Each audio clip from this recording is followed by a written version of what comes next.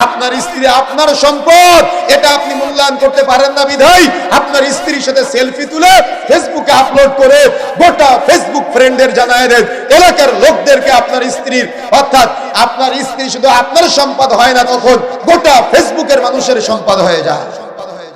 কথা বুঝেন নাই?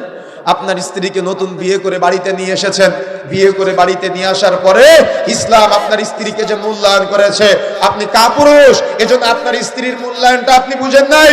এজন্য আপনার স্ত্রীকে বেপরদায় বুকি পিঠে ওড়না না দিয়ে একটা ঢেলা ঢালা শাড়ি পরিয়ে মোটরসাইকেলের পিছনে বসিয়ে পুরা সিংগাইরের মানুষের আপনি দেখায় বেড়ান। তার মানে গোটা এলাকার মানুষের সম্পদ বানিয়েছেন আপনার স্ত্রীকে। আপনার স্ত্রীকে আপনার সম্পদ বানাতে পারেন না, আপনি ব্যর্থ স্বামী। আমার কথা বুঝতে পেরেছেন? আপনি একজন ব্যর্থ স্বামী।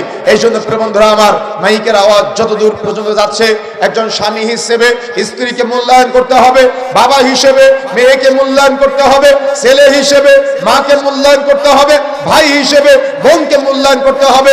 ইসলাম আপনাকে নির্দেশ দিয়েছে, যদি আপনি নির্দেশের অবমাননা করেন তো কিয়ামতের মাঠে আপনাকে অবশ্যই অবশ্যই জবাব দেওয়া লাগবে।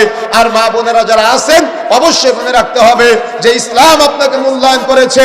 আজকে আমার ভাইরা যারা আছেন, আপনার মা, আপনি সারাদিন কাজ করে বাড়ি আসার পরে বলে যে তোর বউ আমার মেয়ের জামাইয়ের ভাত বেড়ে খাওয়ায়নি, আর আপনি আপনার মায়ের এই কথা শুনে সবার সামনে আপনার স্ত্রীকে মারধর করেন। কি আছে কিনা? কথা বলতে হবে, আছে কিনা? কেন ইসলাম আপনার স্ত্রীকে আপনার বোন জামাইয়ের ভাত বেড়ে খাওয়াতে বলেছে? তাহলে আপনি আপনার স্ত্রীকে আপনি মারধর করলেন কেন? আপনার ইসলাম আপনার স্ত্রীকে এভাবে অবমূল্যায়ন করতে বলেছে না, অসম্ভব হতে পারে না। বরং আপনার স্ত্রী সহযোগিতা করবে, রান্না বান্না করে দিবে, কিন্তু আপনার বোনের জামাইয়ের মাহারাম হলো আপনার মা। আপনার মা তাকে ভাত বেড়ে খাওয়াবে। আপনার স্ত্রী তো তার মাহারাম না, তার সাথে ঘোষ গল্প করতে পারে না, সে আপনার বোন জামাইকে ভাত বেড়ে খাওয়ায় কিভাবে? আমার কথা বুঝেন নাই? এই জন্য কোনো একজন কোনো একটা অভিযোগ করলো আর পাবলিক প্লেসে আপনি আপনার স্ত্রীকে মারধর করবেন, অবমূল্যায়ন করবেন, এটি একজন বিবেকবান স্বামীর উচিত না। বরং আপনি আপনার স্ত্রীকে গোপনে তাকে বলবেন যে তুমি এটা না করলেও পারতে, তাকে ভালোবাসা দিয়ে বুঝাবেন।